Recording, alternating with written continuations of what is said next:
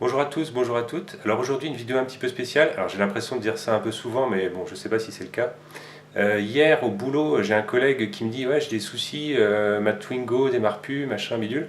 Bon bref, j'ai décidé d'aller l'aider directement après le boulot. Donc ce qui explique que je n'ai absolument aucun matos avec moi, pas de caméscope, pas de tenue de travail, aucun outil. Donc voilà, c'est une vidéo un petit peu à l'arrache. J'espère que vous l'apprécierez quand même. On a essayé de faire en sorte que le son soit pas trop dégueulasse et l'image non plus. Voilà. Allez, bon visionnage.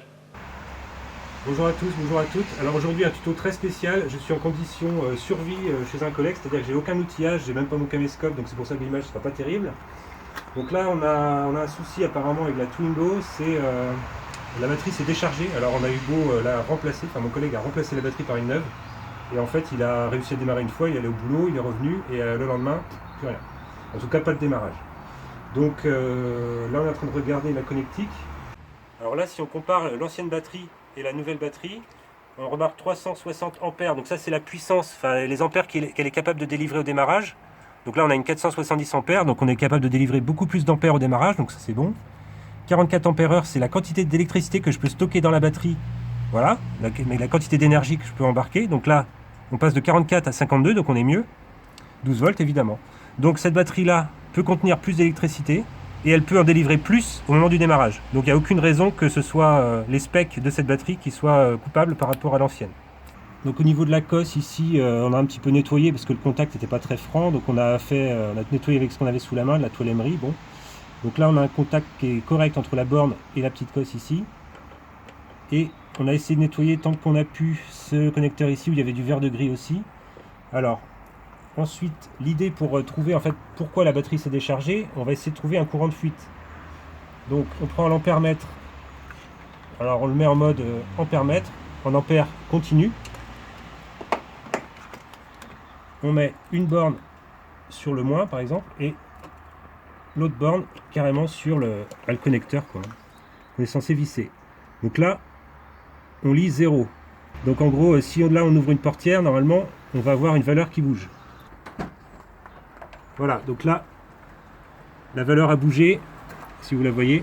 Donc là, on sait qu'on a une lumière allumée, donc effectivement, c'est normal, on voit qu'il y a quelques milliampères qui passent à travers le fil. Donc c'est normal. Si on referme la porte, on repasse à 0.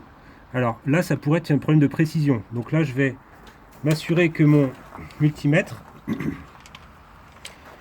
là, donc j'ai 0 en tout cas sur cette borne-là, qui est en gros non protégée par un fusible. Là, j'ai 200 mA max, donc je vais passer sur 2 mA max. Et je vais augmenter la précision au niveau de l'ampèremètre ici. Et il s'est éteint, donc je le rallume, voilà. Alors, je remets mes bornes. Donc là, je suis en précision maximale. Et il trouve 0 mA. Donc j'ai absolument rien. Alors je précise, hein, c'est une Twingo de 95, 96, je sais plus. Il n'y a pas de calculateur ou de machin comme ça. Hein. C'est-à-dire qu'une voiture comme ça ne consomme absolument rien. Il n'y a même pas d'autoradio, il n'y a vraiment aucun consommateur. Ce qui explique pourquoi on est à 0. Donc en soi, c'est cohérent.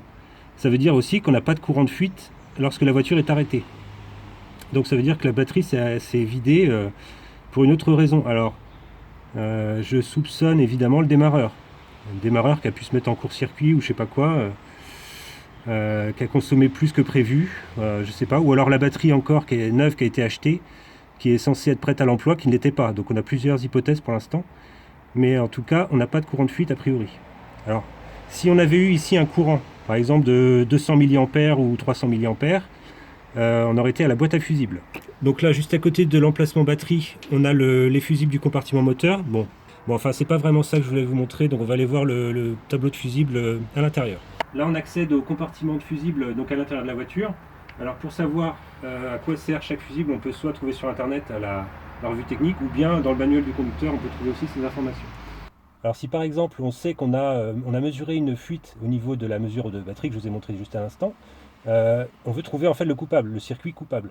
Donc on a deux solutions, soit on enlève un fusible et on voit si ça change quelque chose au niveau de la mesure, donc on enlève, on le remet, on enlève, on remet jusqu'à trouver celui qui fait qu'on repasse à 0, et là on aura trouvé le fusible qui est coupable, et donc le circuit qui est coupable. Ou bien on enlève un fusible et on mesure à l'ampèremètre s'il y a un jus qui passe entre les deux bornes. Alors là, je vais faire un test de mettre le contact, donc sans essayer de démarrer, juste pour qu'on entende la pompe à essence se déclencher.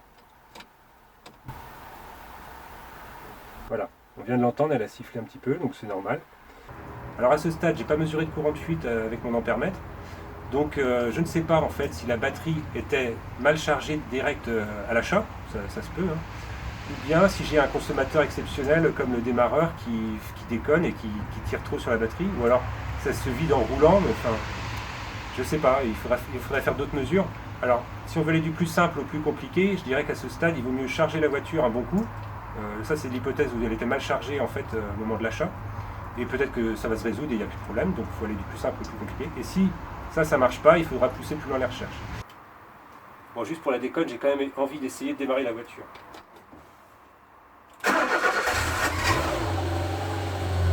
Elle démarre.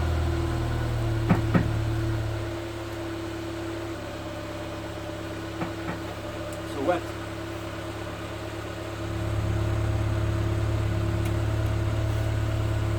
Alors là, ce qu'il faut comprendre à ce moment de la vidéo, c'est qu'en fait, je ne m'attendais pas du tout à ce que la voiture démarre. Parce qu'en fait, de ce que me disait mon collègue avant qu'on aille chez lui pour voir ça, il me disait qu'en fait, il n'avait plus rien au niveau du contact. Donc pour moi, la batterie était pratiquement vide.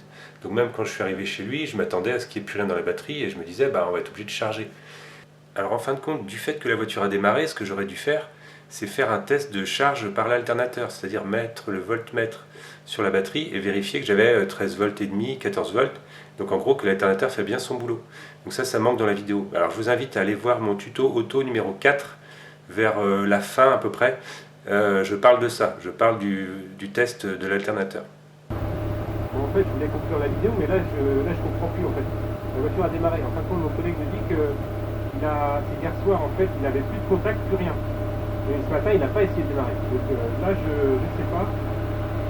Je ne sais pas ce qui se passe. En tout cas, bon, le démarrage était apparemment dégueulasse. On va essayer de le refaire. Les brailles en même temps. Hein. Ça démarre pas pire qu'une 4L, hein, j'ai envie de dire. Là, c'est presque un moteur de 4L.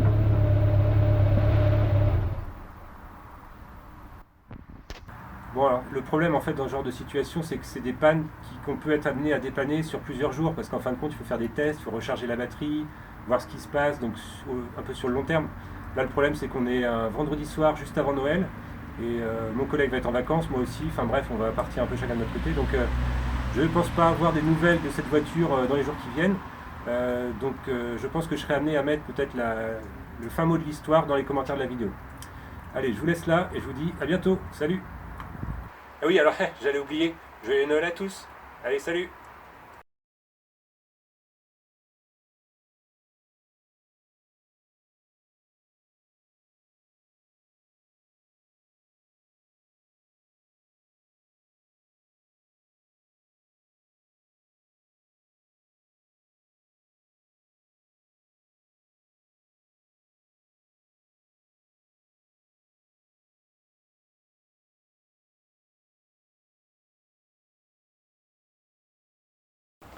Vente. Ça c'est nickel. Boudinoff. Yep. David Boudinoff. Alors, sauf que nous, on n'a pas de courant de fuite. Voilà, allez, je vous laisse là et je vous dis à bientôt. Et là... Tu refais peut-être le bientôt, il était un peu violent, non? Oui, mais tant que...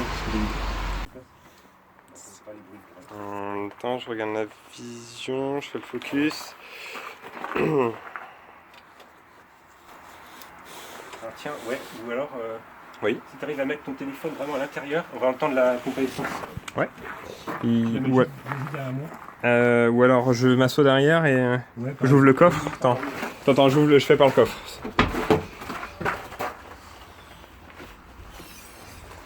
Je vais le dire en fait. Quand t'es prêt. Alors là, on va faire un test. Je vais juste mettre le contact sans essayer de démarrer. Normalement, on va entendre la pompe à essence qui va se déclencher.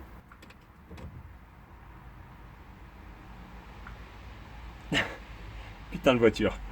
Ouais, je l'ai pas entendu. Hein. Moi je l'ai entendu, mais trop faiblement. On va recommencer. Mais en fait, moi, je sais pas, il y a trop de Ouais, passages. voilà, attends, hop, je m'installe dans le coffre. Je ferme déjà une entrée, comme ça on entendra. C'est la fin de journée, c'est pour ça qu'il y a plein de bagnoles comme ça. Ouais. Et. Par contre, je pourrais pas sortir. Hein. Je te laisse ça tout le week-end. Donc quand tu veux.